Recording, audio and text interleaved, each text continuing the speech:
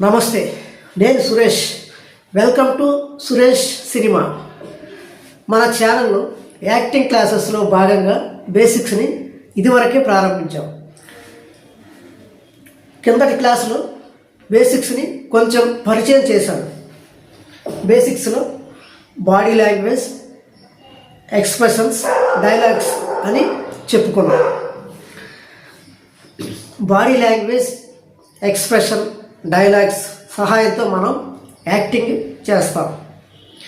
So మనం ఈ body లాంగ్వేజ్ని ఎలా ప్రాక్టీస్ చేయాలి, ఎక్స్ప్రెషన్స్ని ఎలా ప్రాక్టీస్ చేయాలి, డైలాగ్స్ చెప్పడం ఎలా ప్రాక్టీస్ చేయాలి అనేది కొంచెం బేసిక్గా తెలుసుకోవాలి.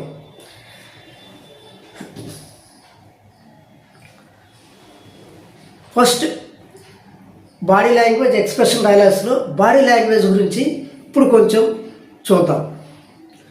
బాడీ లాంగ్వేజ్ అంటే మన బాడీ సహాయంతో చెప్పడం. అంటే వేరే భాష ఏం లేకుండా బాడీ కదలికల ద్వారానే చెప్పడాన్ని బాడీ లాంగ్వేజ్ అని మనం అనుకోవచ్చు. ఉదాహరణకి ఒక వ్యక్తి భయపడి గజగజ వణికిపోతున్నాడు అనేది మనకి బాడీ లాంగ్వేజ్ ద్వారా చెప్పవచ్చు. లేదు, ఒక వ్యక్తి ఫుల్గా డ్రింక్ చేసి అంటే తాగేసి ఉన్నాడు, అతను ఎలా నడుస్తుంటాడు? తూలిపోయి నడుస్తుంటాడు. అంటే అతనికి ఒక స్టైల్ ఉంటుంది. తాగుబోతుకి అంటే బాడీ కంట్రోల్ ఉండదు. కంట్రోల్ లేనిదే అదొక స్టైల్. సో ఆ స్టైల్ బాడీ లాంగ్వేజ్తో మనం ఇతను తాగుబోతు అని తెలుసుకోవచ్చు. అంటే అది ఒక బాడీ లాంగ్వేజ్. ప్రతి క్యారెక్టర్కి ఒక బాడీ లాంగ్వేజ్ అనేది తప్పకుండా ఉంటుంది. ఈ బాడీ లాంగ్వేజ్ ఎందుకు చేయాలంటే బాడీ లాంగ్వేజ్ చేయడం వల్ల ఆటోమేటిక్గా ఎక్స్ప్రెషన్ అనేది కూడా డెవలప్ అవుతుంది. ఆ బాడీ లాంగ్వేజ్ ఎక్స్ప్రెషన్ వచ్చిన తర్వాత డైలాగ్ కూడా దానికి తగ్గట్టుగానే డెవలప్ అవుతుంది. సో మనం బేసిక్గా బాడీ లాంగ్వేజ్ మీద ఎక్కువ దృష్టి పెట్టాలి, అంటే ఫోకస్ చేయాలి. సో బాడీ లాంగ్వేజ్ మనం తాగుబోతు క్యారెక్టర్ నటిస్తున్నప్పుడు ఒక తాగుబోతులా నటిస్తున్నప్పుడు మన బాడీ లాంగ్వేజ్ అనేది చాలా ఇంపార్టెంట్. ఎందుకంటే అతని బాడీ లాంగ్వేజ్ చాలా డిఫరెంట్గా ఉంటుంది. కాబట్టి ఖచ్చితంగా మన బాడీ లాంగ్వేజ్ని ఎక్కువ ఫోకస్ చేయాల్సి ఉంటుంది. అలాగే కొన్ని క్యారెక్టర్స్కి బాడీ లాంగ్వేజ్ అనేది యాక్టింగ్లో చాలా సహాయపడతాయి. సో మనం బాడీ లాంగ్వేజ్ని ప్రాక్టీస్ చేయాలి. అంటే మనం యాజ్ ఇట్ ఈజ్గా మన బాడీ స్టైల్తో యాక్టింగ్ చేయకుండా మనకి ఇచ్చిన క్యారెక్టర్ అర్థం చేసుకొని ఆ క్యారెక్టర్ బాడీ లాంగ్వేజ్ ఎలా ఉంటుందో ఆ విధంగా ట్రై చేయాలి. ఉదాహరణకి ఇప్పుడు చెప్పుకున్నట్టుగా తాగుబోతు క్యారెక్టర్ చేసే అతను స్టడీగా ఇలా కూర్చోలేడు. అలా కూర్చొని తాగుబోతు డైలాగ్స్ చెప్తే ఆ ఫీల్ రాదు. అంటే అప్పుడు ఏం చేయాలి? అతను నడిచే విధానం లేదా కూర్చునే విధానం, ఆ బాడీ కదలికలు ఎలా ఉంటాయి? ఒక కోపంగా ఉన్న ఒక వ్యక్తి బాడీ ఎలా ఉంటుంది? ఒక సైనికుడు బాడీ అతను సెల్యూట్ చేస్తున్నప్పుడు లేదా విధుల్లో ఉన్నప్పుడు ఆ బాడీ ఎలా ఉంటుంది? ఒక భయంతో ఉన్నప్పుడు ఎలా ఉంటుంది? లేదు ఒక హ్యాపీగా ఉన్నప్పుడు ఎలా ఉంటుంది? ఇలా బాడీ లాంగ్వేజ్ అనేది ఫస్ట్ మనం యాక్టింగ్లో ఫోకస్ చేయాలి. మనకి తాగుబోతు క్యారెక్టర్ చేయమన్నప్పుడు ఫస్ట్ మనం అబ్జర్వ్ చేయాల్సింది డైలాగ్స్, ఎక్స్ప్రెషన్ కాకుండా ఫస్ట్ మనం స్టార్ట్ చేయాల్సింది బాడీ లాంగ్వేజ్తో యాక్టింగ్ స్టార్ట్ చేయాలి. బాడీ లాంగ్వేజ్తో యాక్టింగ్ స్టార్ట్ చేస్తూ ఆ బాడీ లాంగ్వేజ్ని మనం అలవాటు చేసుకోవాలి. అంటే ఆ క్యారెక్టర్ అయినంత వరకు మనం ఆ బాడీ లాంగ్వేజ్నే మెయింటైన్ చేయాలి. ఆ బాడీ లాంగ్వేజ్ మెయింటైన్ చేయడం కోసం మనం డైలీ కొన్ని ప్రాక్టీస్ చేయాలి. అంటే ఉదాహరణకి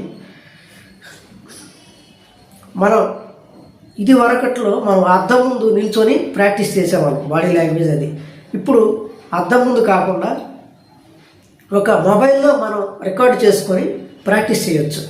ఎందుకంటే మొబైల్లో మనం అన్ని యాంగిల్స్లో కూడా మన బాడీ లాంగ్వేజ్ ఎలా ఉంది, ఎలా డెవలప్ అవుతుంది అనేది తెలుసుకోవచ్చు. కాబట్టి మీరు ఖచ్చితంగా ప్రాక్టీస్ చేసేటప్పుడు ఒక మొబైల్తో మీ యాక్టింగ్ యాక్టింగ్ని లేదా ఆ పెర్ఫార్మెన్స్ని రికార్డ్ చేసుకొని అబ్జర్వ్ చేయండి. అలాగే బాడీ లాంగ్వేజ్లో కాలు, చేతులు, బాడీ, హెడ్ మొత్తం శరీర అవయవాలన్నీ కూడా ఇందులో పాల్గొనాలి.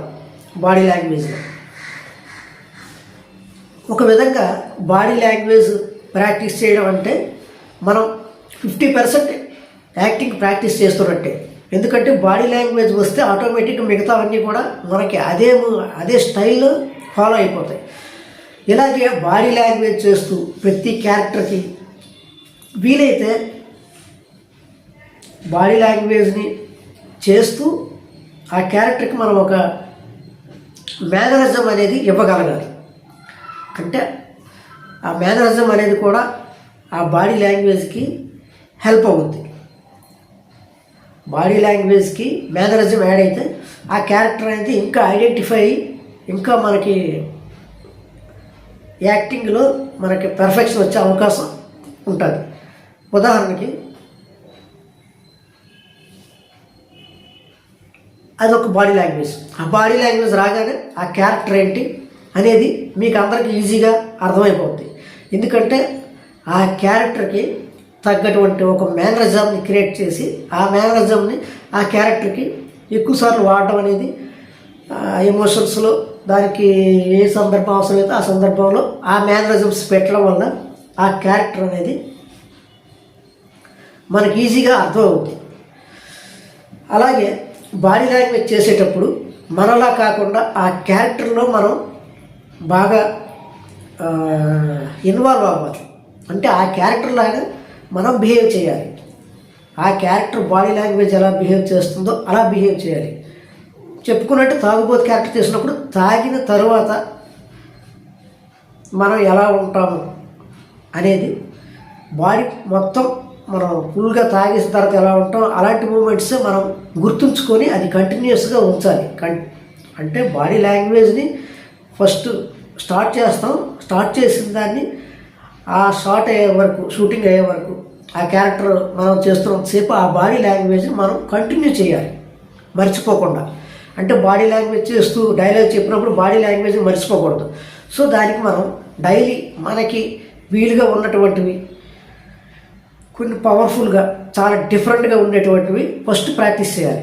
అంటే ఉదాహరణకి ఒక తాగుపోతు నటక, లేదా ఒక కాలుకి దెబ్బ తగిలేందుకు కుంటుకుంటూ నడవడం, లేదా ఒక పులి ఉంది ఫారెస్ట్లో, మనం ఆ ఫారెస్ట్లో వెళ్తున్నాం, పులి వచ్చేస్తుందేమో భయపడుతూ నడడం, ఆ అడుగులు తడబడడం, గజగజ పడిపోవడం, ఇటువంటివన్నీ కొంచెం సింపుల్గా అనిపిస్తాయి. కాబట్టి వాటిని స్టార్టింగ్లో నెమ్మదిగా ప్రాక్టీస్ చేయాలి.